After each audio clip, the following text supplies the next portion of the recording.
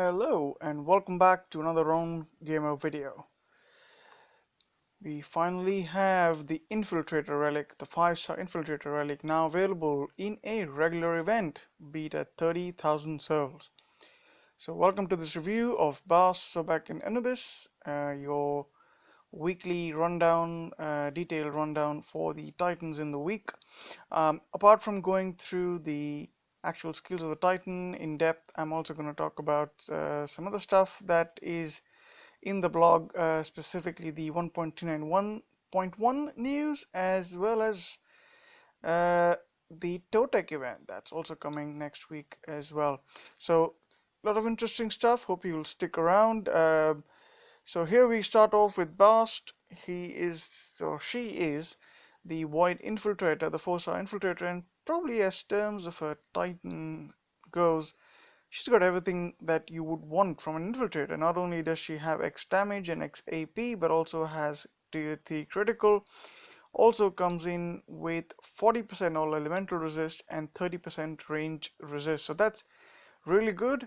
Um, because you also get AP, that means there is a possibility of you not necessarily requiring the 5-star relic, but given the amount of armor we have today, it's probably a necessity. But you know, it is still a very solid Titan, because up on top of this, you get some very interesting skills such as 30% base damage, armor, speed, and health. Which is excellent because not many infiltrators actually get the speed buff. I think Aurea and Jinshu are probably the only other ones, probably Tengu as well, I'm not really sure, but there are not many out there with that sort of with that present. That really helps in dealing more damage in a shortened period of time, so that really makes Bast very good, and more maneuverable as well in the battlefield. So that's all excellent. The 40% all elemental is quite rare and very helpful, so you can quite easily max out your resistance to a particular element. Let's say going against earth, you can put up a terra firma and your 90% resistance to earth. So any 50% elemental resist relic would go a long way with Bast. But you don't get any X health, which tends to be the limitation for Bast. But in terms of the prestige skill, you probably couldn't ask much better from an infiltrator. You get a massive 120% base damage buff, and this is excellent. It acts like a multiplier to what you're already getting, the 180% damage and 30% base damage buff. So at level 10, you're basically looking at a net 150% base damage buff to the 180% that you get with the Titan. So um, uh, that really makes Bast a very powerful solo artist. Hence the title in my video, in the cover page. So the other part of the prestige skill is that whenever she does a critical, there's a 20% chance, which is fairly low, with 20% chance to increase your Titan and troops void damage by 20%. So that means if that's given the speed that's there and given the number of hits Bast will probably be doing on the battlefield, you can say you're going to get 100% Titan damage buff. So that will really make Bast a very powerful attacker, even as a solo artist. So even if you're a low level player, I think Bast is a good Titan, a good void Titan to say so. Um, but in terms of dealing out pure damage, if you keep the elements aside, I think Tengu and Jinshu probably still get an edge um, in that field. But in terms of void, I think Bast still holds a very strong position as a solo artist. Let's talk about the troop, because this is where the higher level players will love to play Bast with, which is taking in Bast as just as a relic hoarder of equipping 5 or 6 relics or whatever it be, and buffing the horde to deal monumental amount of damage. And at one point, Bast was a choice titan used by almost everyone to raid a lot of garrisons and stuff like that. But given the presence of high melee resist, um, is what makes Bast a Behold quite struggle. So even so, let's have a look at the Behold skills. You got 360% buff to your horde, 176 AP, 70% critical, and 30% all elemental resist. So in terms of pure damage, I mean offensive skills, you got everything you would probably want. And there is so with just one relic, let's say a bone sword, 4-star bone sword, you can pretty much reach maximum critical for the horde. So absolutely fantastic buffs for the horde. Of course, the negative side of this is that because there's an absence of any health, X health and X armor or anything like that, that makes them fairly squishy and glass cannony when you're attacking with them. But if you can max out the resistance for horde to that element that you're attacking, and maybe go with a few shield spells, you could pull off some surprises. But when it comes to defense, unfortunately, Bast isn't going to hold much because of the overall lack of any health in the total army and the Titan. Right, so let's talk about the things are in that the Bast brings in. The Bast comes in with one very interesting, or two rather interesting effects. That she is one of the few Titans, I think, again with Jinshu and with Ori, I believe, that causes 4 times critical and charge damage. That means that whenever Bast makes a critical hit, she deals 4 times her damage rather than doing 3 times the damage. That's excellent, and also does the same when you're charging.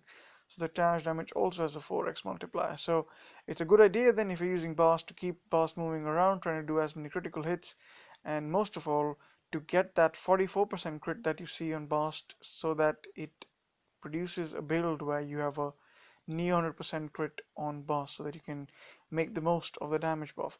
And quite helpful, you get two free raid spells to carry along. So yeah, Bast or a great Titan, not a too great defender, but you wouldn't find too many Basts unfortunately taking out very high armor and very high melee resist um, defenses such as Hachiman, for example. So just keep that in mind. Next we have the Terror Master Anubis, Titan that some people use to get an edge in the recent Conquest event, and we shall probably see why when we look at his skills. Now, in terms of the Titan himself, he does pretty well as a Void Champion. You get a 120% damage buff and 44% critical and 40% AP and 30% critical. And the other 2 skill slots that buff him could be variable, so you could get a choice between either tier 3 health or tier 3 armor. That's 58% health or 44% armor. So one of those, and you will get 180% damage, 88% AP, or X health or X armor. So you can get a quite interesting mix. You can probably get an Anubis with extremely high amount of damage and less health, or you could get an Anubis with sort of spread out amongst all of these different skills. So yeah, it's a bit of a roll of dice here, but it's only 2 of the skills that are rolled up, so isn't too bad. But the real reason you probably want to use Anubis is not as a solo titan, but for what he does to the terror spells. So if you look at his special skills, he brings in 3 terror spells, and the terror spells themselves are absolutely buffed. They have 300% damage increase, and they last 50% longer in the battlefield.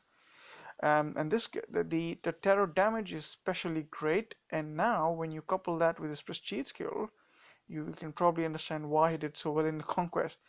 Now, if you look at what he does, every 20 seconds you get a terror spell that's cast on 5 enemies. And I believe this was actually happening right at the start of the battle. I may be wrong, but if the battle is very long, then this could be absolutely devastating to the armies, especially if they are not resistant to void and if they are battalion units, because Imperials, uh, um, even spearmen to an extent, but certainly militia, archers, any grenadiers, any sort of battalion units will have a significant problem dealing with this amount of terror damage. And if you've got all the troops bundled up, one terror spell could absolutely devastate them. So this is a really great skill. So yeah, in terms of the skeleton and horde buffs, Not something great to talk about. You get some amount of you get tier 3 damage and tier 3 health, so which isn't too bad for the horde. Same thing for the skeletons, but the real reason you should be using Anubis if you were to get him should be for the terror spell buffs. All right. Next we talk about Sobek, who's also available in this event. The Alligator Man. You get X health, X armor, and an interesting spread of resist. So for himself, you get physical and poison, but when it comes to horde, you get 4 different resists at 60%, which is very useful because if you look at it in terms of building him up, you could actually uh, build up Sobek so that he is who's a void paladin. You could build him up to be resistant to almost every element. Um, covering 4 elements as is, and by getting a few of the relics, you could probably do that. So good tanky horde titan. But unfortunately, because of the lack of any inbuilt melee resist for the horde, when it comes to today's attackers, yeah, Segunga is going to absolutely roll over this Titan, even if it's got max poison resist. So just keep that in mind. I think Sobek was great when he first came around, but in today's meta, I wouldn't really consider him a choice attacker. Um, so if you look at his prestige skill, you get a 128% base health, but what's very interesting about Sobek, which I don't believe I've seen many Titans have this. Every time an enemy dies, and there's no limit to this by the way, Sobek will heal his own health by 15%. So if you were using Sobek on attack, you could actually go in and if your horde or whatever troops you carry manage to kill anything, your Sobek who's probably losing some health will gain his health back. Of course, well, enemy dies, sorry, when you kill the enemy. So, there is certain merit in that skill, but not terribly useful when it comes to high level gameplay because you probably will kill Sobek much quicker when he's defending. That is, you can kill him quicker than he can actually heal himself. So, not too great, but he does something. He also buffs him Imperials, by the way, which is a kind of an odd combination. I don't think that's ever worked well for him. You get some health, you get 50% health, X armor, and 60% fire and fire and lightning resist. But because he's a white titan, you're going to be limited for the relics you can actually equip for Imperials. And honestly, would you want to have a white titan setup that has an Imperials tank army? Probably not. So yeah. Sobek, not my favorite. I wouldn't encourage anyone going specifically for him, unless you want to just have him for collection. Let's talk about what's in this event overall. So this is a 30,000 souls event, as I mentioned. 25,000 to get to the main relic reward, which is the statue of sacrifice, with the Night Whisper available at 30,000 souls. The boost titans for this event are Achilles, Bast, Segunga, and Set. 1.2x with 4-star infiltrator and 1.1 with 3-star infiltrators. Now, in terms of using, if you have all of these Titans, Achilles, Bast, let's say you have a max Achilles as well. I think between all of these, Bast could do a very good job, but so could Asset. I would choose Bast or Asset, one of those, because they're Void Titans, and if you have the Golden Scales, the relic called Golden Scales, or the Void Rune, definitely equip those with those titans, and you'll be able to do very fast land raids or PP raids to make your grind time quicker. Boost relic is Cursed Candle. I think this is featured before, so if you have Cursed Candle lying around, might be helpful. Individual rewards, you get a Anubis at 9,000 souls with Sobek at 14,000 souls. Quite nice and low point to get Anubis on. You're gonna get you can get Bast at 19,000 souls, so you got 9, 14, and 19 with Statue of Sacrifice, which is a good relic. I would argue if it's worth 25k in today's meta, but it's a good relic overall. And of course, with Night Whisperer at 30,000 souls. So here's all the relics. I'm not gonna read all of it for you, but good relics. Death's Grasp is probably one of my favorite relics there because you get lightning and physical at 40%. And critical, which is good to get. Bast's Trim is a good one because you get melee resist for Horde, and not many relics offer that, so that's a good one. Pharaoh's Namis is another good one. You get resist to physical and fire. Um, so that's very similar to Death's Grasp, but you get fire instead of lightning. So good combination there. Statue of Sacrifice, the ultimate relic in this event at 25k souls, with Titan and Void damage, Titan troop void damage, Horde health, and Horde armor piercing. It's a good relic, definitely good relic if you don't have that one. Here's Night Whisperer. If you don't have this, I have this one, and in fact probably was my first ever 5-star relic, or probably second. Probably first was my 5-star Earthshaker was my first relic. So here's what you get: 250% armor piercing buff, which is absolutely great, which is a must-have for any solo build. Normally, when you use infiltrators, 65% troop damage and 65% troop health. Let's talk about the Alliance rewards. You get level 50 Bast at rank 1 and level 5 Sobek at 51-200 with gems after that. Talking about what's coming next week, you got Solar War, Sound of Despair, new relic, Bell of Despair coming in with some interesting skills. You get 50% Titan and Troop void damage, 24% all troop health, and 20% Horde and Skeleton critical. Uh, Good relic, which means this relic will buff your skeletons as well as Horde. Good relic, but it is available though at a fairly high soul count of, I believe, 15,000 souls, which for a solo event which only lasts 2 days could be quite an ask for many players. Right, so other relics available in this event are on the screen. The Cursed Vial is quite nice because you get 60% Horde resist to all elements, others being offensive relics. Here's what you can get them for. You get 8,000 souls, you get Ragged Pauldron, the Void version. So if you haven't managed to get one from the battle drops, here's your opportunity. And Bell of Despair at 15,000 souls, as I mentioned before.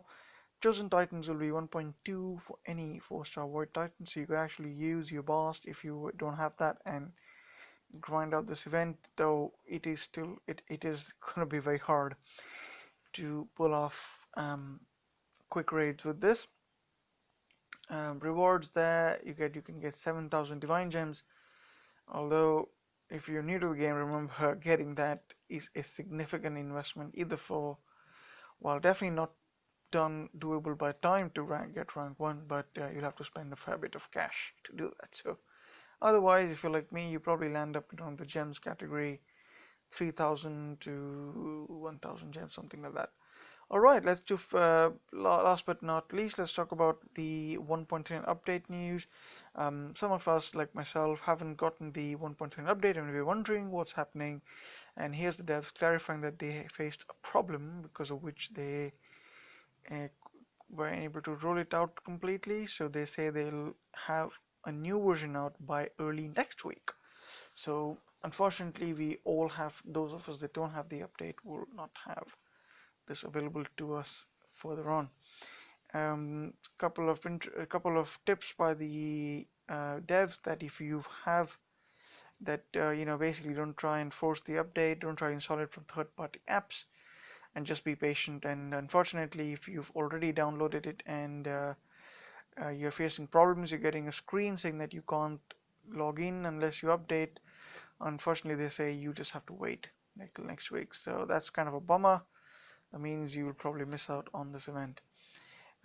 Anyway, end on a bit of a positive note. Next week, Totek's coming back. I really love Totek, one of my favorite Titans, probably one could argue being the best Imperial-based God Titan that we have, because Totek does something very interesting, which not many Titans do, which is he can summon almost an infinite amount of Imperials on the battlefield. Of course, I'll do coverage of him and details breakdowns next week, so look out for that. Alright, that's it for this video, guys. Hope you found this breakdown useful. So we got all these different interesting titans. You got Bast there, Anubis, and Sobek. If you, I would say if you really want to go for this titan, then probably do it for the 5-star infiltrator relic. None of these titans, unfortunately, are meta titans. They're not gonna get you to beat Hachiman or some of these top defenders in the game today. But they are fun titans, and the 5-star infiltrator relic would certainly be useful on a lot other titans. Alright, hope this video was helpful, and I'll catch you all in another round gamer video.